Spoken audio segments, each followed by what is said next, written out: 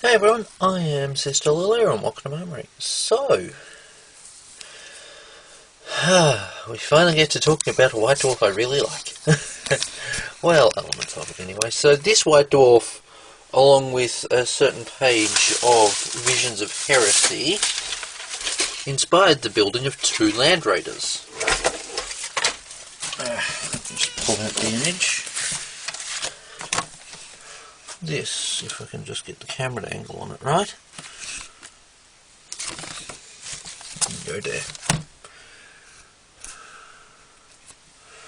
Let's just see if that helps. No, that doesn't. There we go. That image. The first Land Raider which was inspired by it was this one. And it was this white dwarf that kind of gave me quite a few tips towards making it, without that necessarily being their intention. But yeah, the 2 white dwarves, the 2 Land Raiders partially inspired by this white dwarf are here. Anyway, onto the actual magazine itself, because the Land Raiders are the short part of this. So this, I sadly do not have the poster. I got this white dwarf second hand, and sadly he didn't come with the poster, and my attempts to get hold of a new copy of the poster through GW have failed. Unless they bring it back. So yeah, they talk about there's the editor's thing, there's talking about the news. People wanted to give your tank battle damage, look, or extra armour.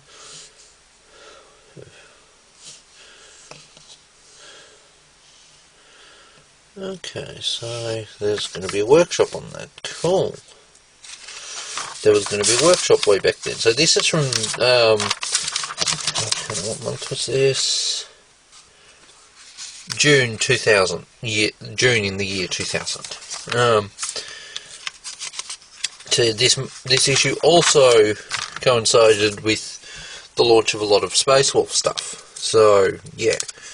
So now we've got a gorgeous image of a Crimson Fists Land Raider. Not an Ultramarines, but a Crimson Fist. How rare is that we actually get promotional art that isn't of the Ultramarines for stuff? And take a look at the old Thunderhawks. So that fire effect is really nicely painted and kind of gives me ideas. You also see a Predator there. We see a lot of Marines fighting. This is a heck of a fight. Then we see kind of talking about some of the things with the new kit, some of the interior details, the fact that the hatch folds. Now, that can sometimes lead to issues for people who try to open it or try to have it closed and it doesn't necessarily stay closed anymore. That'd probably be due to issues with how old the mould is. This is a 22-year-old mould by now. So yeah, next we have them talking about the making of it, and this is kind of where I learned a lot of things. Now, by this point I was actively scratch building things. I was looking to see if I had a scratch built tank on my shelf to actually show. When I got into the hobby, I became aware very quickly that I could not afford a lot of the stuff I needed for my armies if it was vehicle based. And so I made the decision early on that I would be approaching things with the prospect of conversion building. So I do have conversion built Stern Guard. I don't really have conversion built Vanguard veterans. I have a good chunk of First Company Terminators for my Blood Ravens, who are all conversion built using the Assault on Black Reach Terminators and whatever bits I could procure, which included a lot of Power Fists off eBay. Well, a lot of Thunderhammers and Lightning Claws, Thunderhammers, Storm Shields and Lightning Claws off eBay. So yeah, next we see the kind of resin mock-up they did. So, actually, let's swap back. So yeah, here they talked about kind of the breaking down of the design of it. This was kind of the original Land Raider design, which has now become known as the Proteus. We have here the old 1997 Epic Land Raider. We have a balsa wood mock-up, which is kind of where it gave me the idea, I think. Mind you, this was like 10 years ago that I did those, that I did one of those and then the next. We have here the big mock-up, because basically the way that the milling machine, we can see it here, it needs, for the actual thing that you're scanning to make, that you're referencing on to actually work out the manual mould for things, to actually be much larger than the scale it's going to come out to. And because moulds back then were made by hand, they weren't CNC'd by digital equipment, by lasers and equipment like they are these days. We see kind of the back detail in much bigger scale. And then we see some of the painted designs. We see the vehicle transfer sheet, and I really love that old box art. I wish that came back instead of the new one. So yeah, and then we see some of the vehicles with it, and we see the Oz prices for everything. So yeah, the year 2000, a Land Raider costs $75. Now it costs between $110 and $135, depending on if you get the Crusader Redeemer variant, which comes with the extra sprue. You've got the old plastic and I think semi-metal Vindicator. You've got the old semi-metal Predator. You've got the old plastic Rhinos, or old plastic Rhino. You've got the attack bike, which is still in use. That kit is still available these days. You've got the old land speeder, some bikers, which those are still the same ones that are available today, if I'm not mistaken. You've got Chaplain on bike, which has since been squatted, and then brought back as a Primaris thing. You've also got the Whirlwind, and yeah, you got the old metal Razorback. That turret was available until relatively recently, although technically the version that was available was the single last cannon twin plasma gun, because that loadout isn't terrifying and dangerous to the vehicle using it in any way, shape or form. We've got the Predator Annihilator, because it and the Predator Destructor were separate variants and separate kits back then, and that would be changed in a year or two when the plastic Predator came out. You've got the Land Speeder Tornado, the Land Speeder Typhoon, and yeah. So there's now a lore section on here. There's a lore section on Arkham Land. Now, on top of stuff that isn't mentioned here, there is, I think it's on the wiki and a few other spots, Arkham Land actually had a Land Raider that because he was the one who found he was the one that ended up finding the STC for the Land Raider and the Land Speeder and adapted them to work. He ended up actually having a Land Raider that was upgraded. Oh no, it mentions it here, I think. I don't know, let's see. Armoured battle tank, which became known as the Land Raider in honour of its originator. Secondly, Land was to unearth valuable information on the anti-grav plates and further hypothesized about the practical applications of anti-grav engines could be put to use, leading to the construction of the land speeders, and was eventually leading a second expedition into the Liberus Ominous. His Vox diary was found 2 centuries later by one of a number of rescue teams. It was believed that he and his party were picked off one by some mysterious predator, although it is still a matter of much controversial debate whether some kind of living beast, psychic entity, or perhaps even a sentient virus. Yeah, things you don't want to know about from the dark age of technology. And then we see it here with Space Wolves, which is appropriate given later stuff in the article. So here, see it here with some Blood Angels Terminators and Blood Angels assaulting a Night Lord position. We have also more lore on it. So yeah, next we have we have a bit of an instruction on it and some guides on how to do things, including using elastic bands to actually keep pressure on stuff so you're not having to hold everything at once. They've also clearly shown that they've painted parts of it before assembly, which is always a good idea if you plan to have the interior visible. Machine Spirit Eye, useful tips. Before you start clipping bits off your kit and gluing them together, wash all the frames. that's something I wish they still suggested, just to wash everything. There's also a do not glue guide on there, but yeah, that's all part. These things will be found in its instructions, but it's neat for them to have a little guide on it. Then we have the turret stuff, and that's got a Space Wolf head in it by the look of it. Oh no, is it Space Wolf or is it Chaos? Yeah, it's Space Wolf, but yeah, like this kit was then later retooled a little to do the Chaos Land Raider. And from Warhammer 40k to the Epic Battles version of Warhammer Fantasy, talking about grudge bearers and dwarves in that game setting. Then we have an almost in-universe lore article on the lone wolves of the Space Wolves, or just evidence concerning the existence of the so-called Space Wolf lost companies. This report compiled by the Emperor's most humble servant, Scribe Chambers. So yeah, we've got various bits of lore and so on in here. We've then got to talk about Parramatta grand opening, because back then they had opened the Parramatta store. I'm not sure if that's still a thing. I'll put it on screen if it is.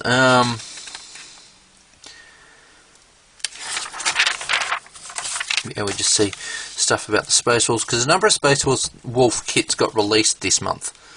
I think maybe even the box set, and that box set lasted a while. Hey, a Minotaurs!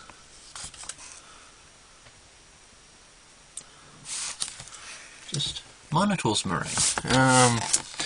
We see some Space Wolves there, and just a force of them here.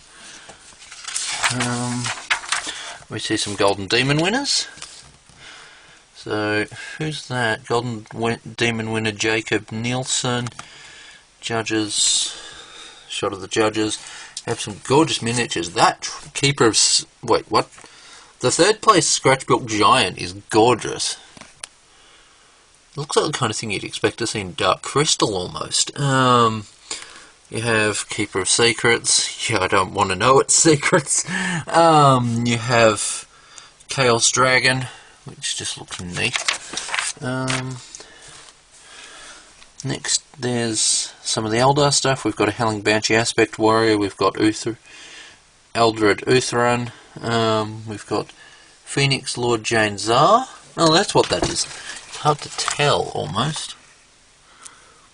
I mean, to my eyes, until I look closer, it looks like this discordant mass of hair and cowling and so on. We've got a Tyranid Lictor with a little detail of a guardsman next to it. We've got an Orc War Boss on some kind of Orc bunkery thing, and we've got a Lord of Change. I just think everyone's entries deserve to be a bit showcased. And then we have this big open competition Forbidden Staff, or Wizard Staff, that is actually really cool and really well made, and I do like the idea of GW doing just an open competition, just open entry part. Then there's stuff on Gamesday 2000, which basically this is saying it's almost upon us. And yeah, it's showing pictures from various other events. We see some Praetorian Guard, because they were a thing back then, in a sense of kits you could buy. We see a Chaplain helmet. We see some Guardsmen versus some something. We see white painted guys, paint suit wearers, holding out for a hero. Kind of, I think it's Empire. Looks like a Bretonnian. In White Dwarf 224, when life was cheap and Paul Sayer was a little slimmer. Oh, ouch! The news section had featured a whole page spread on hero models for use in Warhammer games, shown in glorious Citadel Technicolor. Everything from elves to Bretonnians to dwarfs and necromancers were included, most exquisite of which... Most of the exquisite models were originally created for Warhammer Quest dungeon adventuring game, but were equally at home in massed ranks of any general's army. Indeed, these particular miniatures, yada yada yada. So yeah, it's talking about adding heroes in from other games into Warhammer Fantasy, and they look neat. We've got them. We've got kind of rules on use. We've got some rules for using them. A scenario done by GW Brisbane and Mount Gathert. What on that model?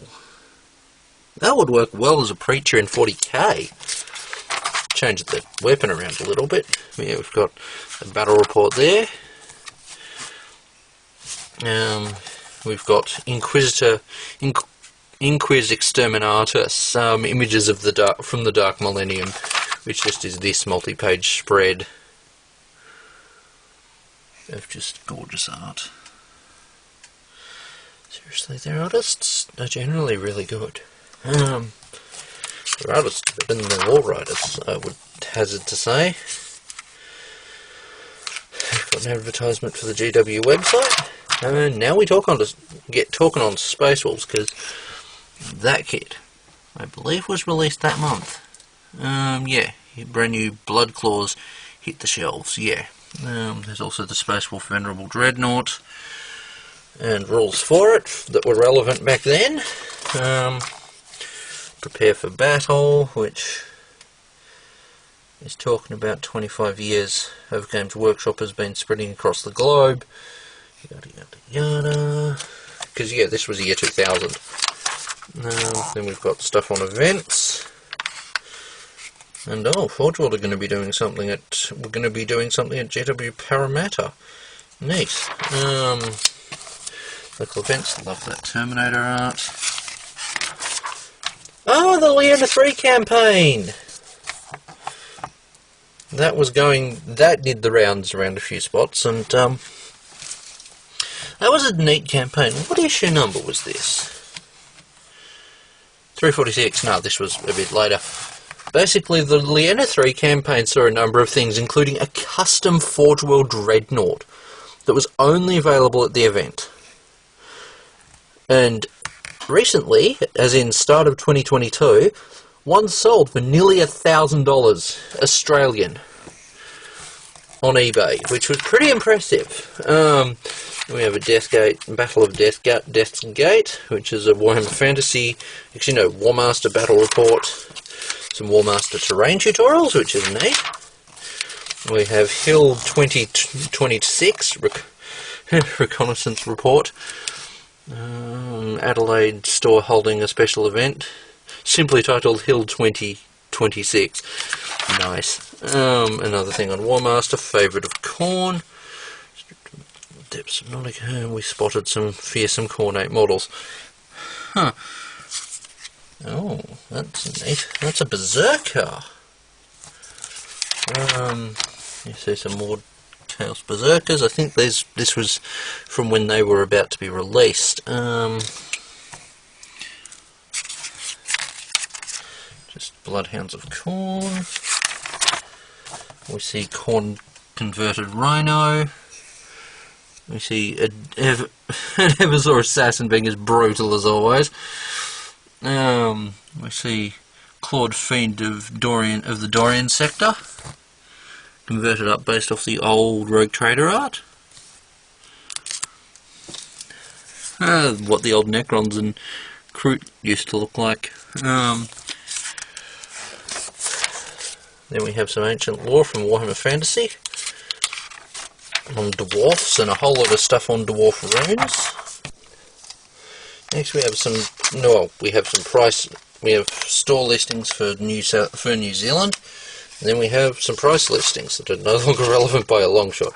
Then Southeast Asia store references. Then we have the old Orc set. And a battle report between Space Wolves and Space Wolves and Orcs. This was from back in this codex, Space Wolves could take the Leman Russ Exterminator, or as it simply was referred to then, it was referred to as an Exterminator, okay, which gave them a vehicle with autocannons on it. even though the autocannons on it look like las cannons. And in fact, an exterminator I have in my collection I have used as a las cannon tank. We see the Orcs. Now, I am going to kind of just show a little bit of the battle report, but I'm not really going to show all of it. Just to not step on Warhammer Plus's toes too much. Just kind of skip past it. We have the mail order section at the back. It shows a whole lot of Space Wolf stuff. And ye olde Space Wolves Battle Force, which came with terrain. At least I think it did. Contains everything you need, so... And comes with the Gothic Ruin set, which is that thing. So yeah. We see the Space Wolf Venerable Dreadnought. We see the older semi-metal Devastator set. Pardon me, I'll get that out of the way. We see the old semi-metal Devastator set, the Tactical Squad, the old HQ Command Squad. I have that targeter guy, the guy that's pointing, that's got a Voxcast, and that's got a Auspex. I've got and yeah, we've got the old plastic Terminators. That's most recent outing was as part of the part of a kind of introduction game thing that was put out through some newsagents and hobby stores midway through last decade, and sadly I didn't get around to getting any. I would have liked to have got the Dreadnought from it, because it was the Black Reach Dreadnought they used. And I have one that I butchered to turn into a conversion that I haven't converted. So yeah, next we have kind of talk on the various subscriptions.